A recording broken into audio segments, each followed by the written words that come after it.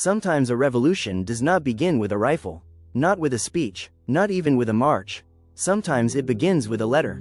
It was the spring of 1944. The Second World War was raging across the globe. From the deserts of North Africa to the beaches of Normandy, millions were fighting for freedom, justice, a better world. Meanwhile, far from the front lines, somewhere in the American South, one soldier experienced a moment that would expose a different kind of battlefield. One not marked by trenches or barbed wire, but by color and silence. His name was Rupert Stanley Trimmingham. He was a black American soldier serving in the United States Army Corps of Engineers, who believed in his country, who had sworn to defend it, who was willing to die for the cause of liberty. And yet, in the heart of his own country, he discovered that freedom did not include him. Rupert was no general, no politician. He was an electrician in the Army Corps of Engineers, one of the many men whose work built the roads, the bridges, the camps that made victory possible. He was diligent, humble, proud to serve. He believed in the America he had read about, the land of the free, the home of the brave. He believed that loyalty meant something, that hard work, courage and faith could overcome any barrier. But the America of 1944 was divided by color lines as rigid as any border on a map. The army was segregated. Black and white soldiers trained separately, ate separately, slept separately. Even their blood was labeled and stored separately. A black man could wear the same uniform, salute the same flag, fight in the same war, and still be told that he was less than the man beside him. Picture a train cutting across the southern countryside. Pine trees, small towns, dust, heat. Inside one of the cars sit 9 black soldiers. They are tired from the journey, but their spirits are high.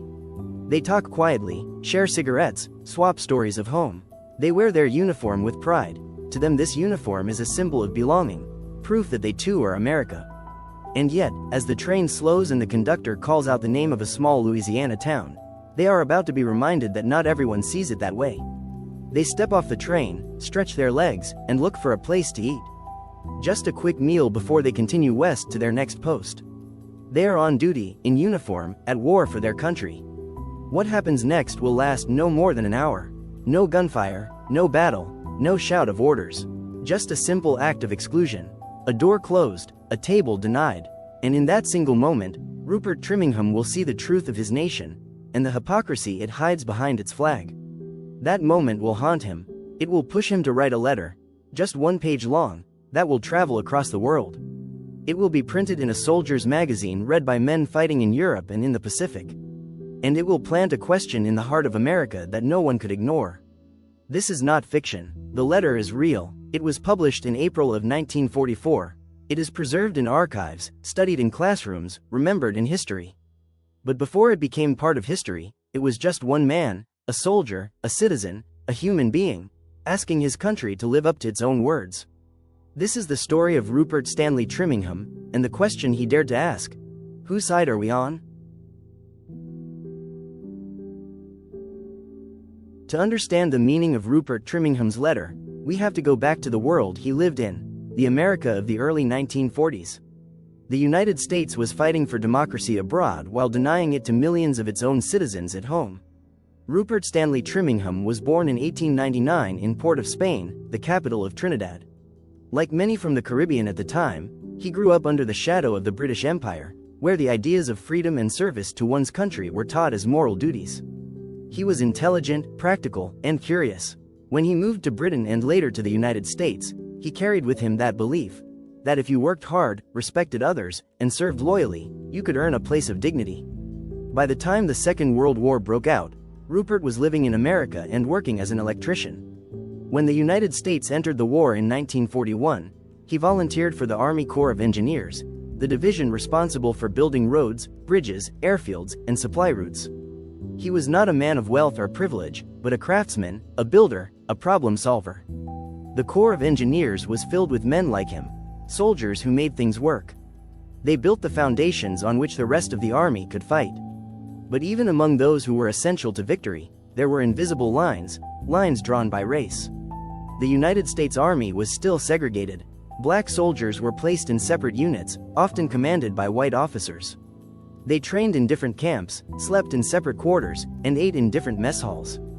They were often assigned to heavy labor, transport, or engineering duties rather than combat. Even in death, the segregation followed them. cemeteries marked separate rows for colored servicemen. It was a time when, in many states, the law of Jim Crow defined who you were allowed to sit beside, where you could eat, which schools you could attend, which restrooms you could use.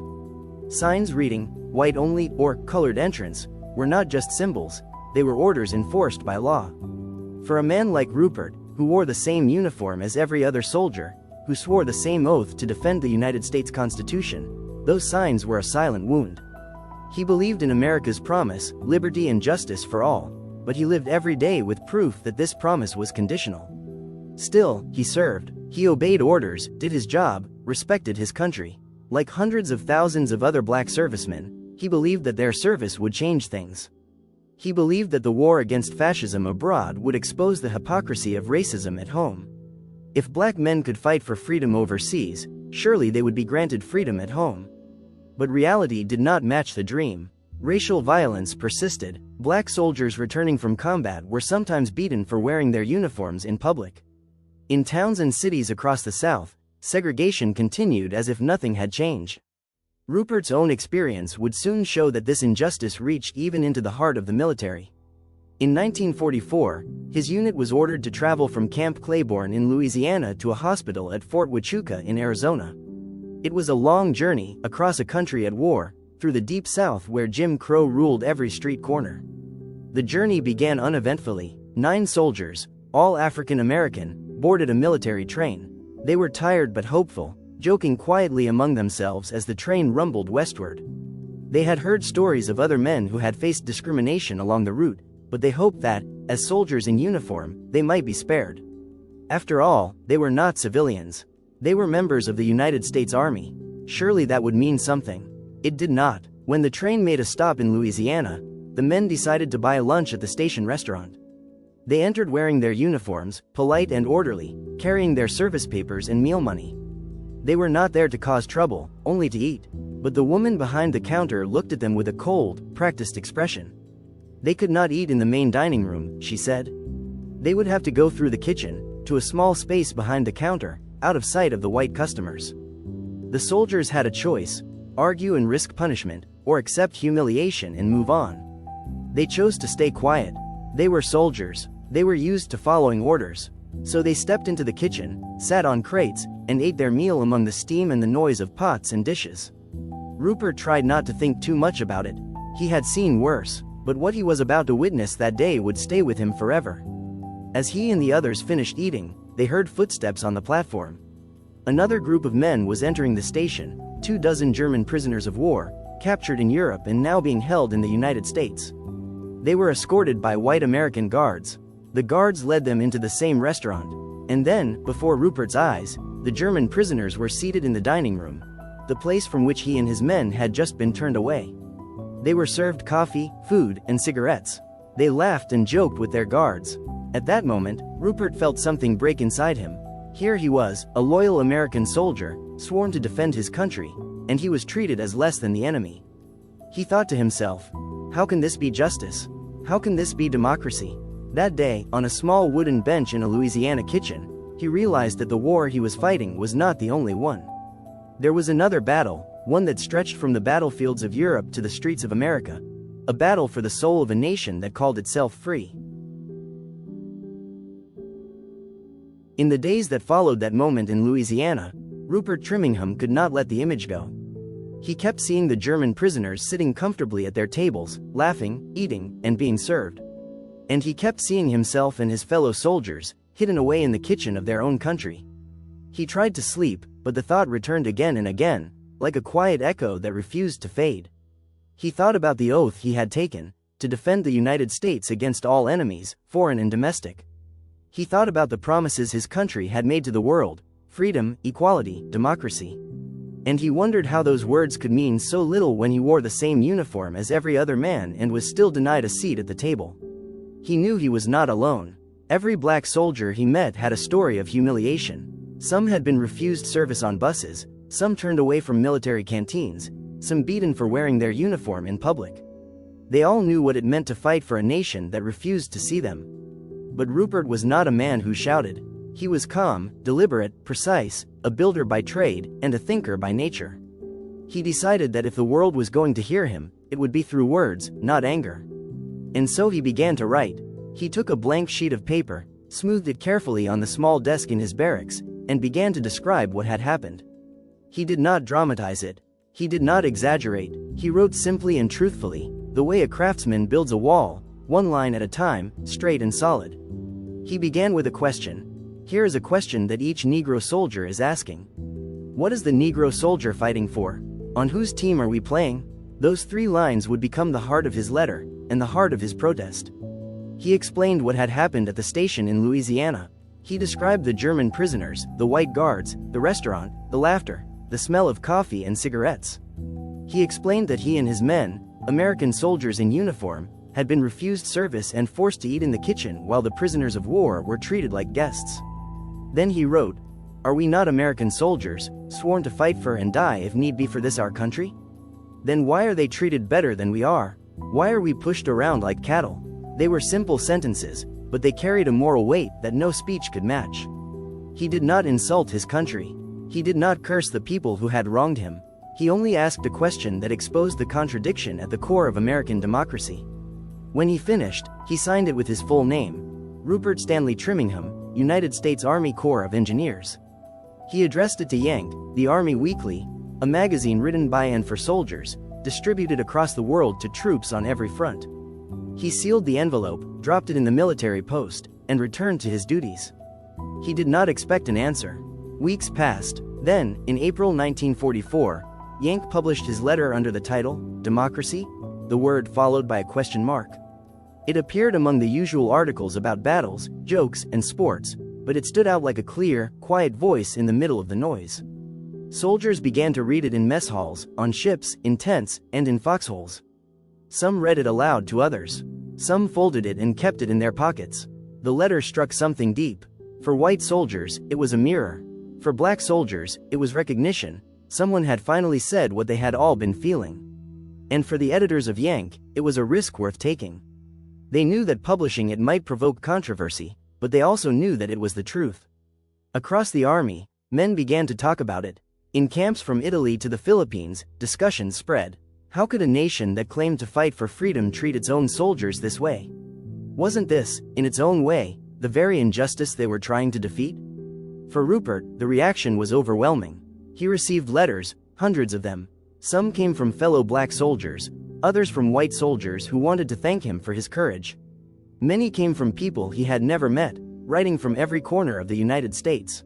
In a follow-up piece later that summer, Yank published Rupert's response to the flood of mail. He wrote that he had received 287 letters in total. 183 of them were from white men and women in the armed forces. He was astonished. He said most of those letters had come from the Deep South, from people who were proud of where they came from, but ashamed of how their neighbors treated their own soldiers. In that article, Rupert quoted one of the writers who had told him, "They are proud Southerners, but ashamed to know that some of their people, by their actions, are playing Hitler's game." That phrase, playing Hitler's game, cut through the hypocrisy like a blade. Because that was the truth. By denying democracy at home, America was imitating the very tyranny it claimed to destroy abroad. Rupert had not set out to start a movement. He was just one man with a question and the courage to ask it. But his letter had become something far larger, a spark in the growing struggle for civil rights, a quiet reminder that real patriotism means holding one's country accountable to its own ideals.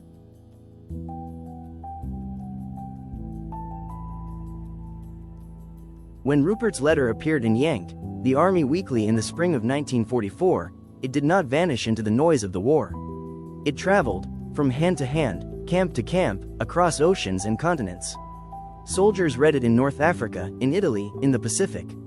They read it on the decks of ships, in mess halls, and on long nights between battles. And wherever it was read, silence often followed. It was not an angry letter. It was not written to provoke or insult. But it carried something rare and dangerous for its time, honesty. A calm, unmistakable honesty that forced readers to confront the contradiction between the ideals they were dying for and the injustice they still tolerated at home. Within weeks, Yank's editorial office was flooded with mail. Letters poured in from soldiers, from nurses, from civilians. Some were handwritten on thin military paper, others typed in neat rows, each beginning the same way. I read the letter from Rupert Trimmingham. Most of them were not defensive. They were thoughtful, often humble. Many white soldiers wrote that they had never realized the extent of segregation's cruelty until they saw it described in such plain words. One soldier wrote, "We've been fighting 2 wars all along, one overseas and one right here at home." A woman serving as an army nurse in Alabama said she was ashamed to know that prisoners of war were being treated better than men who wore the same uniform as her own brother. Another soldier wrote that the letter made him look at the flag differently, because if it did not represent everyone, it represented no one. In July 1944, Yank printed a second letter from Rupert. He thanked his readers and reflected on what their replies meant. He said he had received 287 letters in total. 183 of them were from white men and women in the armed forces.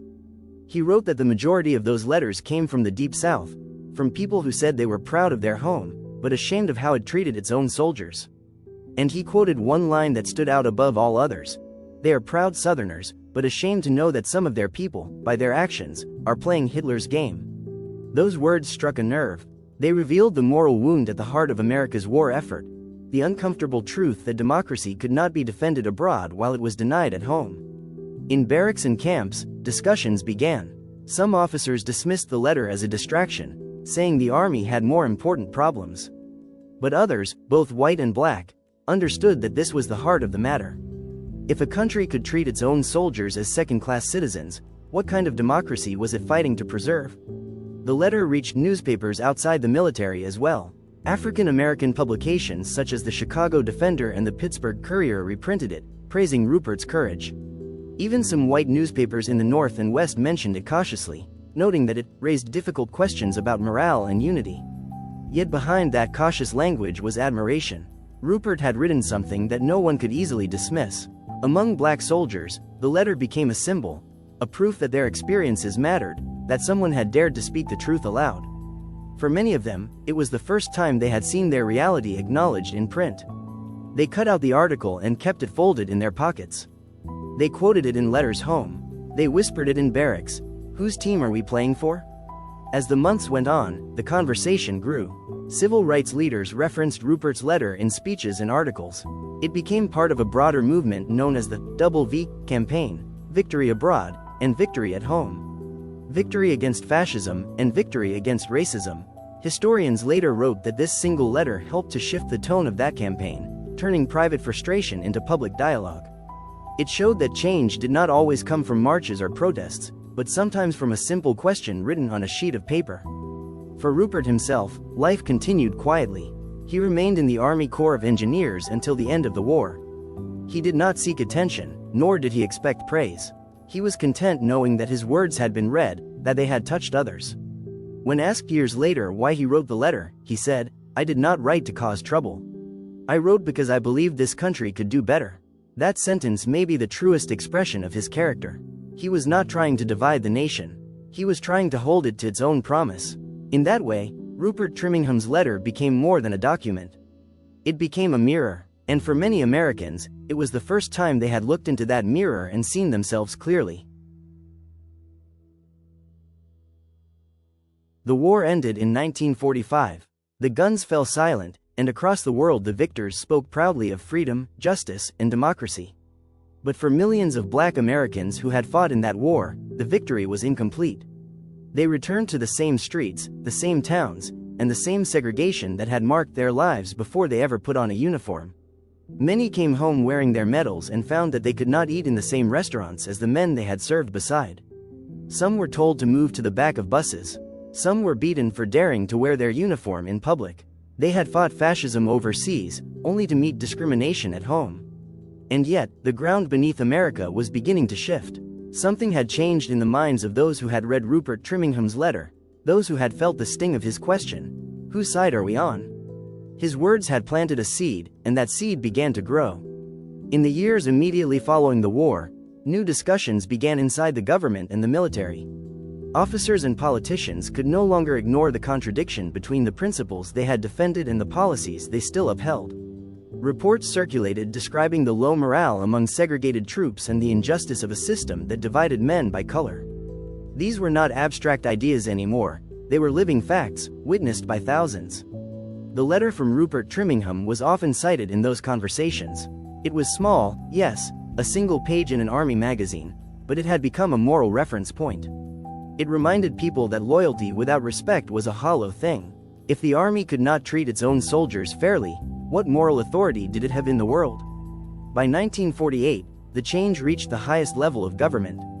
President Harry S. Truman signed Executive Order 9981, officially ending racial segregation in the United States Armed Forces. The decision did not come from one event alone, but historians agree that Rupert's letter was one of the sparks that helped light the way.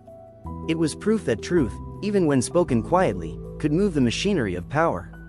Outside the military, the echo of his words could be heard in the early civil rights movement. The generation that followed, men and women who would later march in Montgomery, sit in at Greensboro, and ride buses through the South, had grown up hearing about soldiers like Rupert Trimmingham. They knew that before there were protests in the streets, there had been letters written in barracks and on troop trains, asking America to live up to its own ideals. Scholars who study that era often call Rupert's letter one of the first clear, written bridges between the wartime fight for democracy and the post-war fight for equality. It connected two struggles, the external war against tyranny and the internal war against prejudice. In his calm, measured tone, Rupert had shown what moral courage looked like.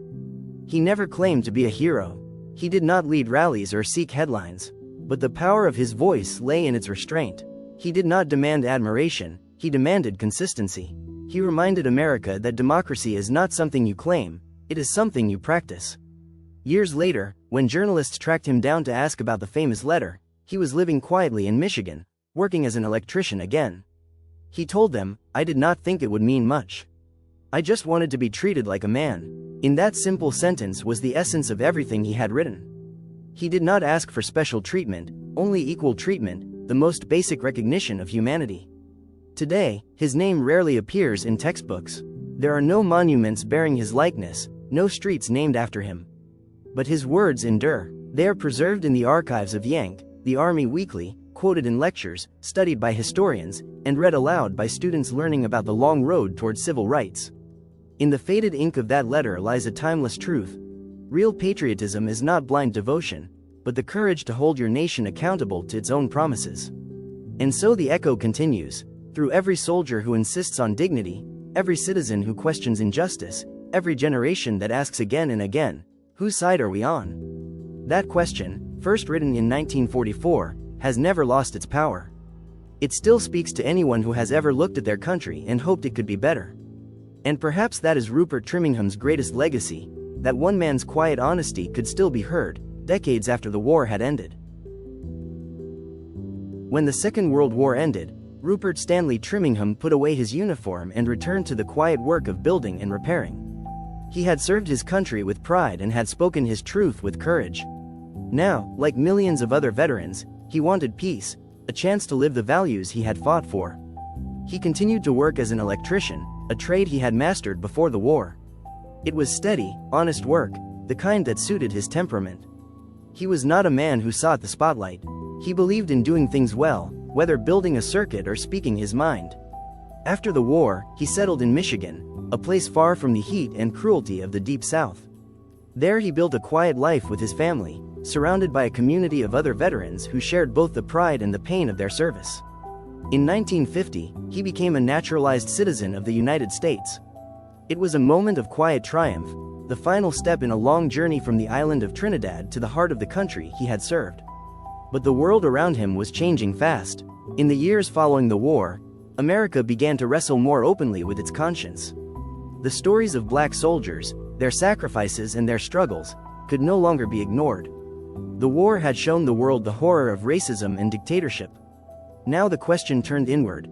How could a nation that claimed to stand for freedom tolerate injustice at home? Rupert's letter had been one of the early sparks in that awakening. He was not a leader of the civil rights movement, but the movement grew on the foundation that he and others had laid. His simple words, his question, "Whose side are we on?" echoed in the voices of those who marched in Montgomery, sat in at lunch counters, and stood before police lines demanding equality.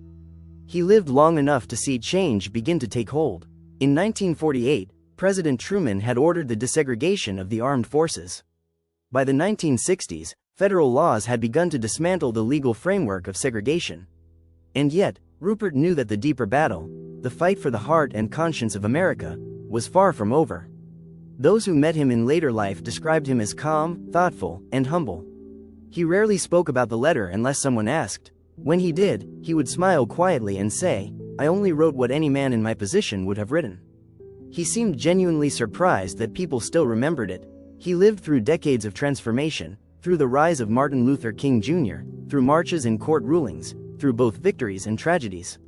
He watched America wrestle with its contradictions, sometimes moving forward, sometimes slipping back. And through it all, he carried himself with quiet dignity. In 1985, Rupert Stanley Trimmingham passed away in Ann Arbor, Michigan. He was 86 years old. He left behind no great fortune, no statues, no memoirs. What he left was something far rarer, a record of truth spoken plainly, a legacy of moral courage. His letter remains in the archives of Yank, the Army Weekly, preserved in museums and libraries. It is studied by historians and read by students who often find themselves astonished that such a moment could have happened in a nation fighting for freedom. They read his words, steady, simple, unflinching, and they understand that history is not only written by generals and presidents. Sometimes, it is written by an ordinary man who refuses to stay silent. There is a kind of grace in the way Rupert lived his life after the war. He never demanded recognition, but his act of honesty became a quiet cornerstone in the story of American democracy. His courage was not the kind that makes headlines. It was the kind that endures, the courage to tell the truth, and to believe that telling it matters.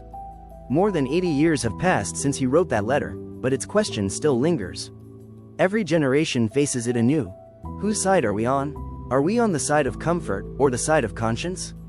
Do we defend the idea of freedom, or do we live it? Rupert Trimmingham's answer was clear. He chose conscience. He chose truth, and because of that choice, the echo of his voice still travels, through classrooms, through history books, through the quiet corners of memory where decency still matters. He did not change the world overnight, but he helped it see itself more clearly, and sometimes, that is where real change begins.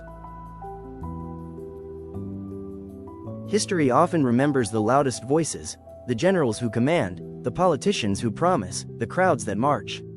But sometimes, it is the quiet voices that shape the moral compass of a nation.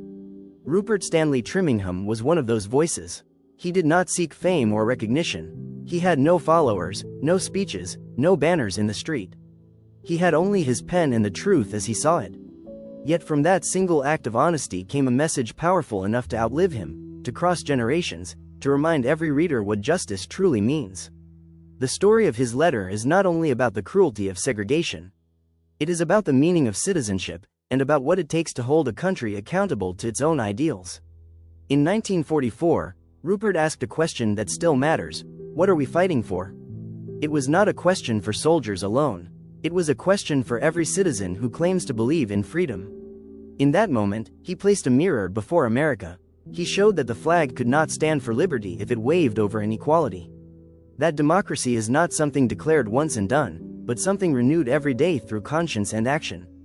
He proved that patriotism is not silence, but the courage to tell your nation when it is wrong. There is a deep humility in the way he spoke. He never used anger to make his point. He did not curse or condemn. He simply described what he had seen, and he let the truth do the work. That simplicity gave his words their strength. Because injustice often hides behind excuses and noise, but truth, when spoken plainly, has a way of breaking through all of it. When we look back now, from a world that has changed but not yet healed, Rupert's question still echoes. We hear it whenever someone is treated unfairly because of who they are. We hear it whenever the promise of equality rings hollow. We hear it in every struggle where dignity must be defended. Whose side are we on? Are we on the side of habit, or the side of justice? The answer, Rupert would say, is not found in words, but in what we choose to do. He chose to write. He chose to risk being heard. And through that choice, he reminded his country that morality and freedom cannot be separated. Today, his story survives in archives and classrooms, but also in something quieter, in the conscience of those who read his letter and feel its honesty reach across the years. The scene he described, a small railway station in Louisiana, a handful of soldiers turned away, and a group of prisoners welcomed, is more than a snapshot of the past. It is a reminder of how fragile justice can be, and how easily nations can betray their own values when no one dares to speak. Rupert dared. He spoke not as a victim, but as a citizen. not with bitterness, but with faith. Faith that his country could do better, faith that truth still mattered, faith that words could change hearts. And in that faith lies his victory. He was one man among millions, and yet his question still stands like a small, steady light in the long story of America. It shines not because it is loud, but because it is clear. It asks us, as it asked his generation, if freedom means anything at all, who deserves it? And what are we willing to do to make it real? The war he fought has long been over.